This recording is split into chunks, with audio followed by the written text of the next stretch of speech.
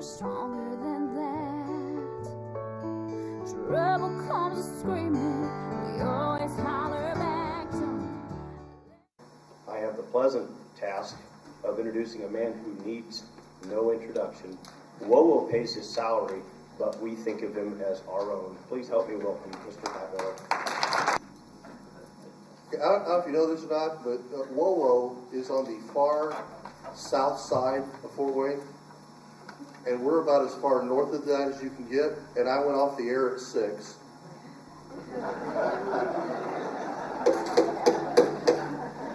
I promise I didn't break more than 8 laws, and whatever. I'm going to go home a little more slowly than I came. So, everybody ready for a good time, so good lively discussion? I think the important thing is that we all come with a mindset where we can learn. Let me, I'm not going to say anything here. You've heard the program, so you know where I'm at. So, I'm not going to say anything here relative for or against Common Core. That's why we have special guests tonight. And we're going to have, first of all, Brad Oliver, who's the Associate Dean of Indiana Wesleyan University School of Educational Leadership. He serves as a member of the Indiana State Board of Education for the 6th Congressional District. Carrie Wicker will be here, a middle school teacher from Huntington who represents the 3rd Congressional District on the Indiana State Board of Election. So they will be the ones that will give us the yin and the yang and the push and the pull with regards to Common Core. We will all be left with the enviable task of trying to ask good, solid, concrete questions that lead us to some good, solid answers. And then it's to all of us to go back home to our families and to make up our decisions on our own. Let me just say this on my part, though. I don't envy teachers. They've got the toughest job on the planet. On one side, you have parents, many of whom don't give a rip. And on the other side, you've got administrators or government, many of whom care about nothing except numbers and hitting them and putting the squeeze to them. And teachers and administrators are far too often caught in the middle. I'm not sure there's enough money on the planet to get me to consider being a teacher. I get them calling into the show. Many times they call and say, I can't tell you my name or what school district I'm in. And I say, I get that. But there's a lot of despair out there. I don't know if you know this or not, but the latest statistics that I saw, and these statistics are about 3 years old, but they were telling us that of young men and women that came out of college and went and got their teaching certificate, that within 5 calendar years, 52% of them are no longer teaching. Well, you know, that's not necessarily a for or against Common Core principle. That's a principle that what they're doing is extremely tough. And sometimes they don't get the support they need. Let's do this.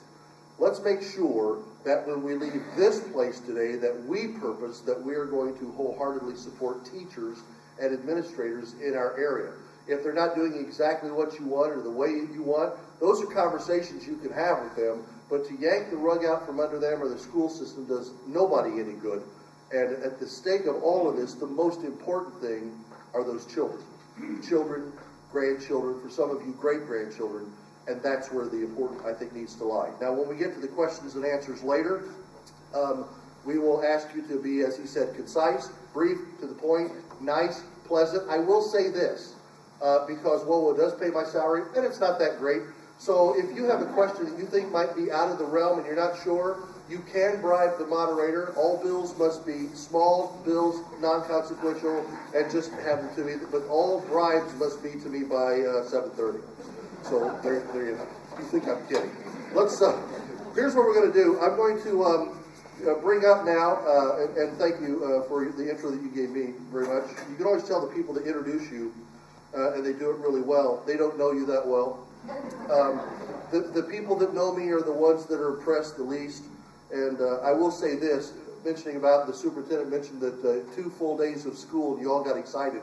I'm not sure what it was like here, but we actually had another full day of school in Fort Wayne, and I saw mothers actually with handkerchiefs weeping and waving to the school buses as they went by.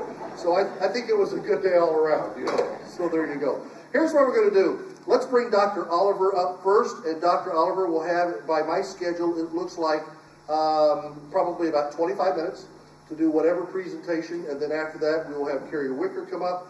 Following that, somewhere around 8:30, we will begin the question and answers. Would you please welcome Dr. Oliver? For kind of where we're at right now and why this is such an important conversation. And something that Pat said, 2 things resonated with you that you said that I really appreciated in your remarks. One of them has to do with really the fact that we are at a point where our schools are very much, I would say the culture of the schools are very much focused on testing.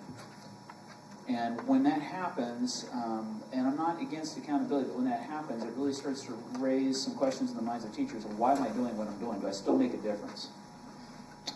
And I would submit to you that one of the things we have to work through as a state is how do we move from a testing culture to a culture where the dominant part of the culture is learning.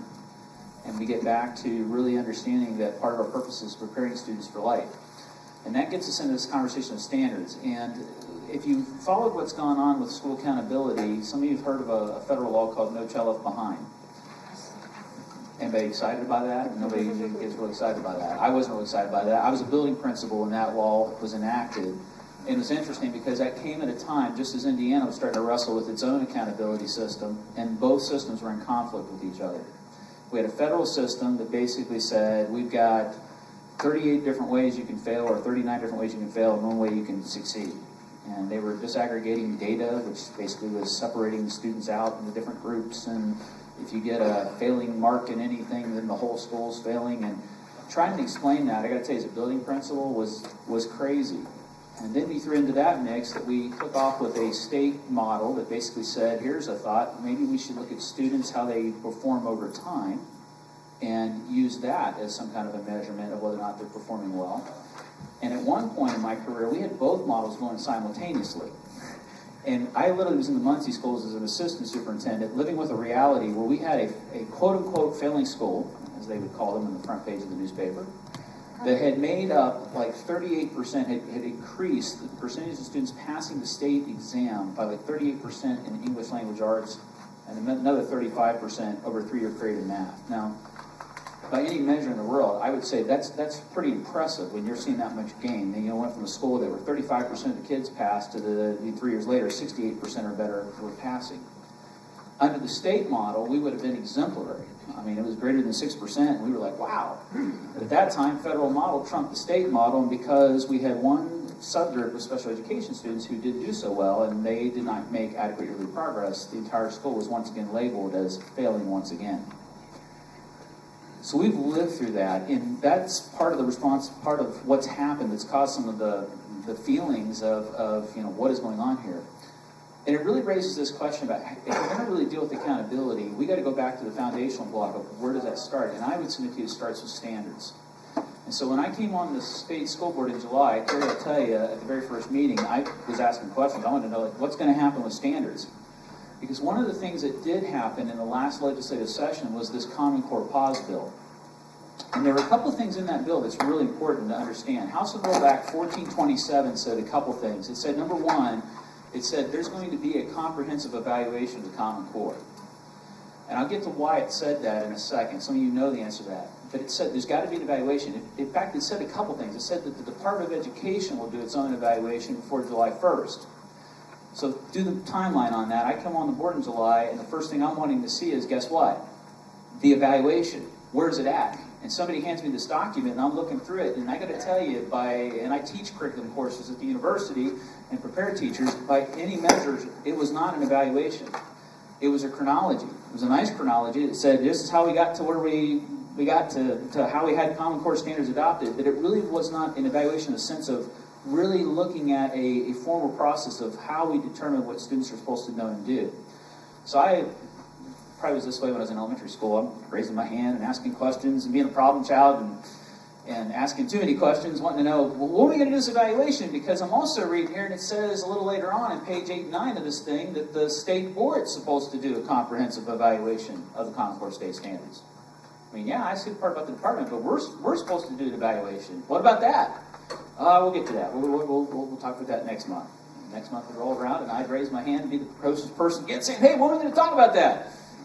And that went on and on. If you watch what happened on the state board, it was very unfortunate, but we had obviously some issues that came up.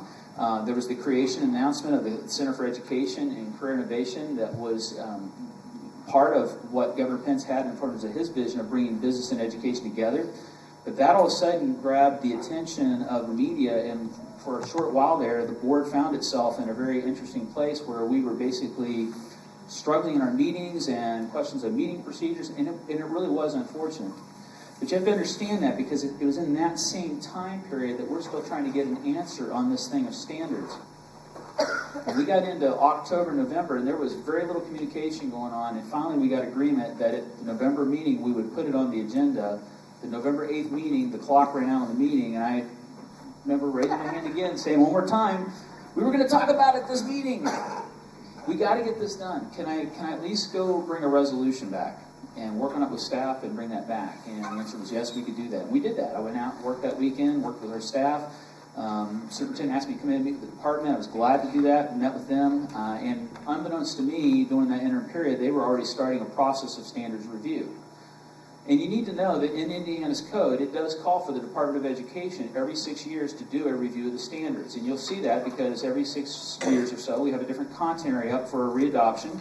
And the department will go through a process of formally looking at the standards, making adjustments, and then we go through that adoption cycle. And I wasn't fully aware of what their process was, but I did agree to go in and meet with them. And when I met with them, I immediately had some concerns.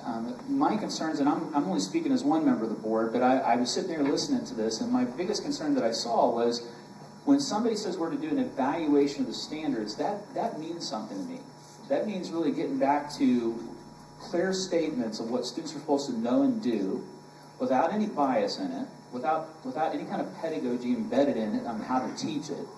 But just generally, with all joking aside, just clarity about what is it we want the students to know and do. And the process that I was hearing described to me basically was only looking at the Common Core and basically asking just classroom teachers, which is important, but only asking classroom teachers, how do you feel about the standard? What could be done to make the standard better? And there were some graphic organizers around that, and they were using Google Docs, and I'm not trying to be hypercritical of the process. They were working through a process they really believed was going to give them the best information to make some decisions about the quality of the standards. But if you just apply some common sense and you're only looking at Common Core standards, okay, and you're only working with that select group, and you're working on a timeline that says we're going to bring that to the state board, wouldn't that by default mean that the only thing we're going to be voting up or down on is the Common Core? Yeah, and I'm going, I want to see an evaluation. I want to see what do we believe of that? Because here's kind of what happened is we got into that accountability piece, and I really do understand why we went the route we did of the waiver. That conflict between a federal accountability model and a state accountability model became so contentious that we needed a way to basically say, we think Indiana's model is better than the federal model. And I got to tell you, I believe it is. I don't think it's perfect. But compared to what we had in No Child Left Behind, I absolutely do believe it was a better model. And so that's where this whole issue of the waiver came up, the federal waiver came up. The federal government and waiver says, here's what will happen. You make some assurances, and in exchange for the assurances that you make, basically we're going to let you out from underneath that and let you use your state model.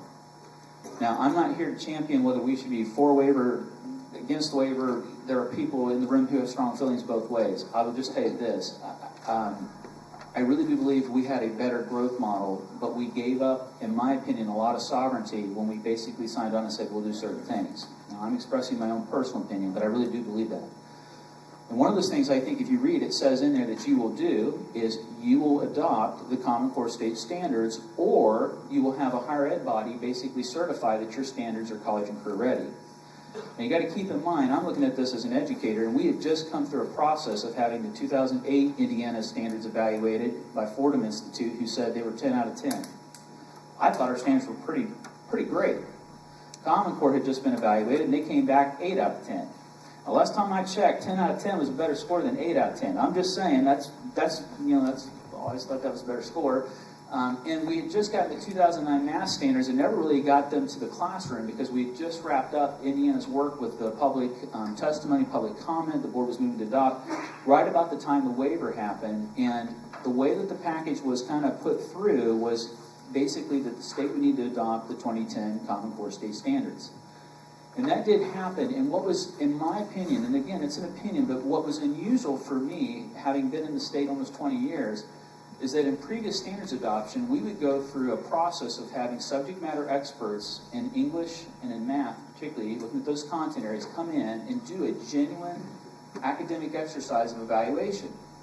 You would then go into a period of public testimony and public comment.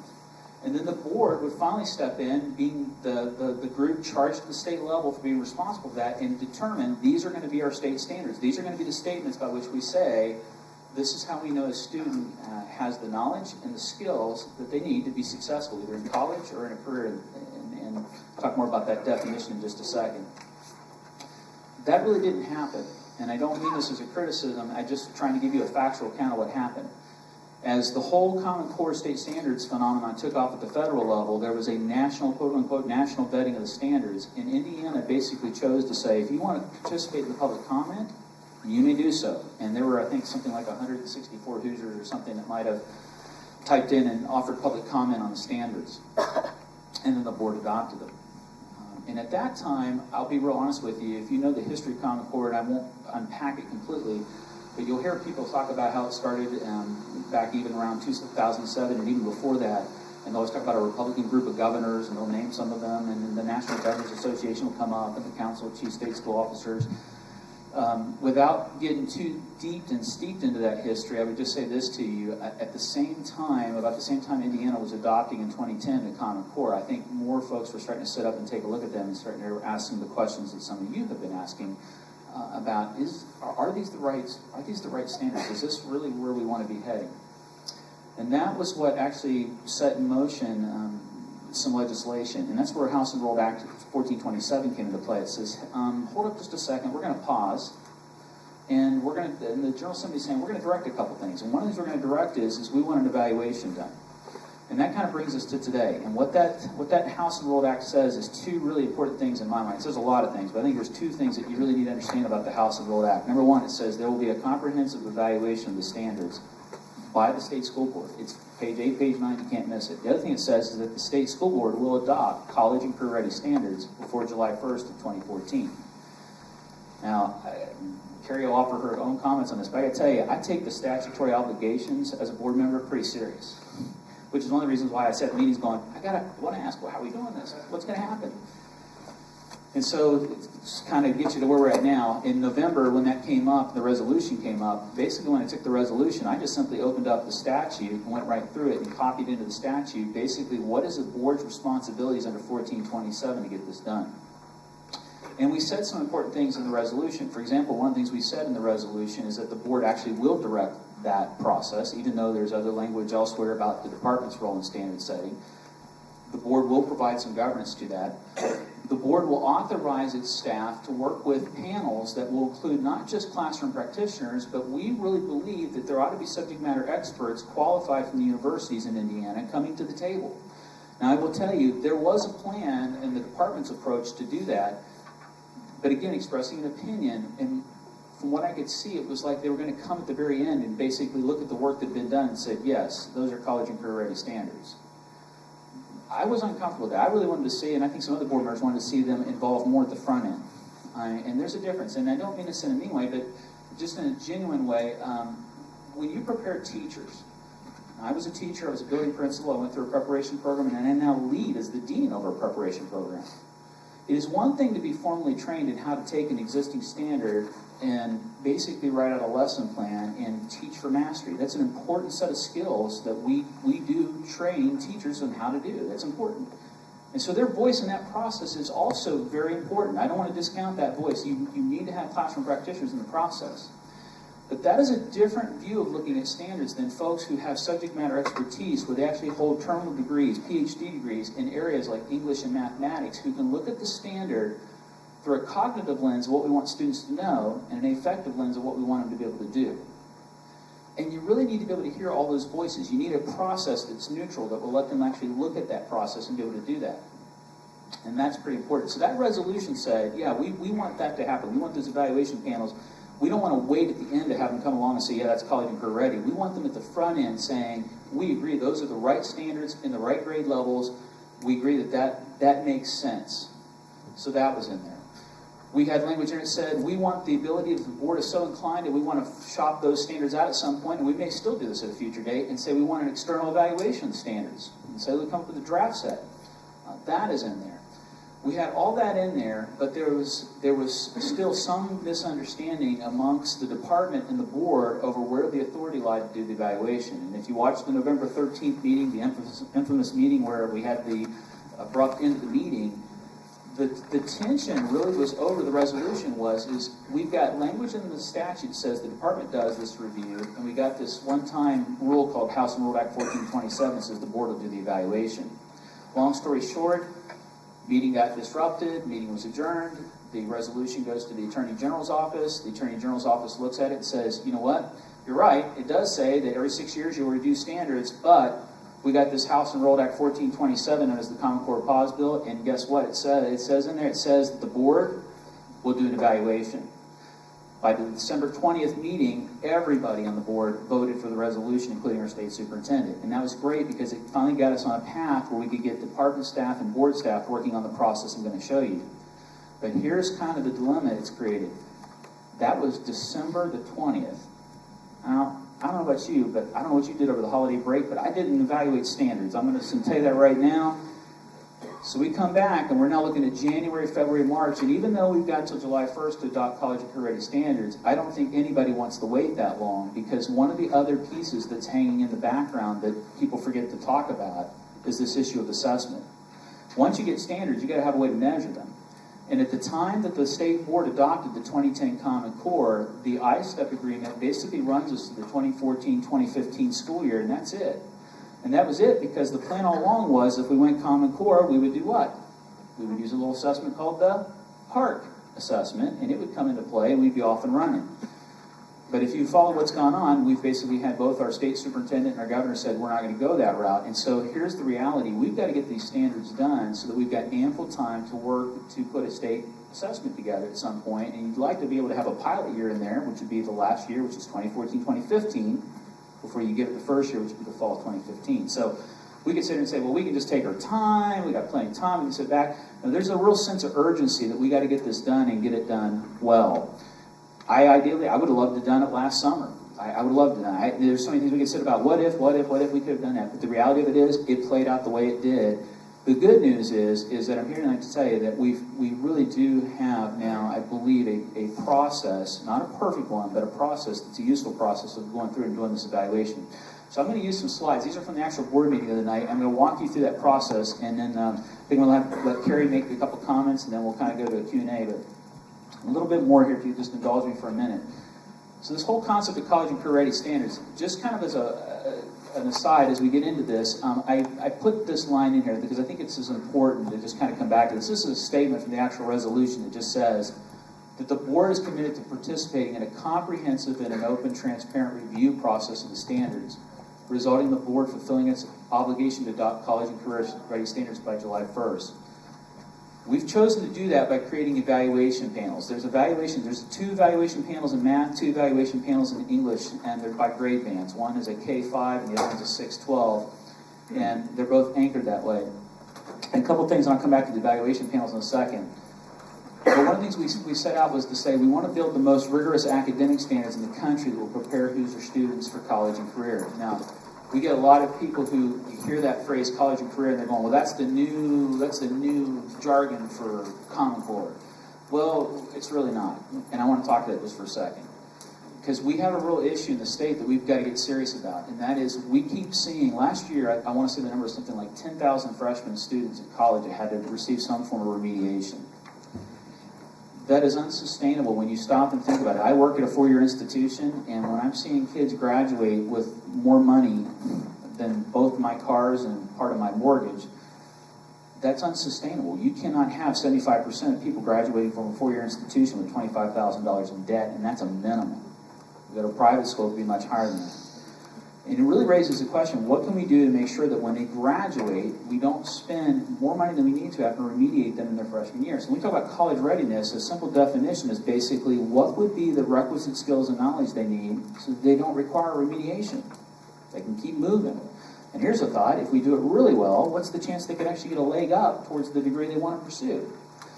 The other issue we're dealing with is in the state of Indiana, we've seen a huge shift in how our economy works. And while we're making great progress in reducing the unemployment rate, I think the last number I saw was like 7.3%, which I'm excited because it's been as high as 8.5 and it's been higher than that. But what really concerns you is when you start talking to business and industry and they tell you that for every 5 jobs they have, they can't fill 2 of them because there is a gap in terms of the number of skilled workers who can go into that. It raises questions about what are the requisite knowledge and skills a student needs. And maybe they don't need to go to a 4-year college program. Maybe they're ready to move into a job that'll pay them $45,000 a year if they have those requisite skills and knowledge. And that's what we mean by the term career ready. So I want to submit to you that I don't get too anxious when I hear the term college and career ready because it means something and you have to define that a little bit. And we'll show you a definition, and there's also a definition, I believe, in Senate Bill 91 that's moving through this in Senator Snyder's bill that's real close to that definition. This is the definition. It's been kind of the guiding definition. It's not set in stone yet, but it's pretty close. And so you can see here it says that college and career ready means that an individual has the knowledge, skills, and abilities to succeed in post-secondary education and in economically viable career opportunities. And what you're seeing over here on the side are the different groups that the staff members, when I say they, I'm talking about both board and department staff. They've been meeting with groups like the Indiana Commission for Higher Education, the Indiana Roundtable. They've been working through a conversation with them around a shared understanding of that definition. And we felt that was pretty important because if we're going to bring the evaluation panels in, does everybody have at least a shared baseline understanding of what it means when we say college and career readiness before they ever start doing an evaluation? If I have one belief about what that means and you have one belief, that just might actually influence how they evaluate. So that's kind of the working definition. I think the bill that I saw that Senator Snyder introduced, which is Senate Bill 91, which is the one that basically is moving through right now, that within the Common Core standards completely, has a definition that's closer to the federal definition I've seen that just basically talks about requisite knowledge and skills. This is also important.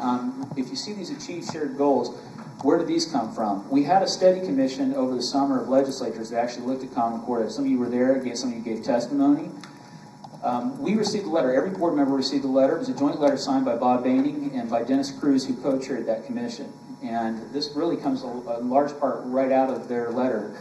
Some of you were aware they weren't able to actually reach a consensus or a majority vote in terms of a direction of the state board, but they certainly were able to give some guidance to the state board. And that letter, some of the things they talked about was to the state board was, please make sure that whatever you do, you try to get us to the highest standards in the United States, which is a pretty tall bill. And some people would argue that's kind of general.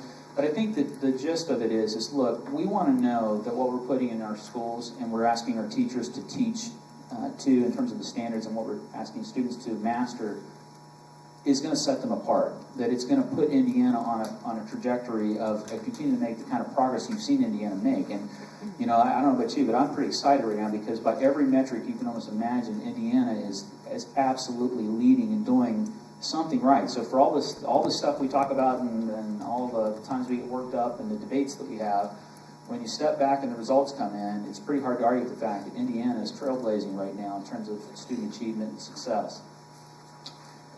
The second thing they said is you've got to absolutely make sure that we are moving towards college and career success, and for the reasons I just gave you. We want to make sure we obtain a waiver. Now, this is where I know when I present that one, we're like, whoa, you know, and we can talk about this, but here's the reality, and it is a political reality. As much as, and I'll show my colors, I've never thought the federal government did anything well. I'm just going to be honest with you. Every time they decide to do something else, I was like, oh, no, don't do that. I'm one person on the board, I can say that. And there's other people on the board that may feel differently, but here's the political reality. There is a lot of funding that flows into schools right now that if all of a sudden it evaporates overnight, and we can say, well, we'll be better off without it. Well, that's true, but when you start walking in the buildings and you start seeing names on those statistics, and the names of children, and those funds aren't there, that really has to be talked through and appreciated. And I'm not saying that at some point we shouldn't work toward that. There were some people who say we should, but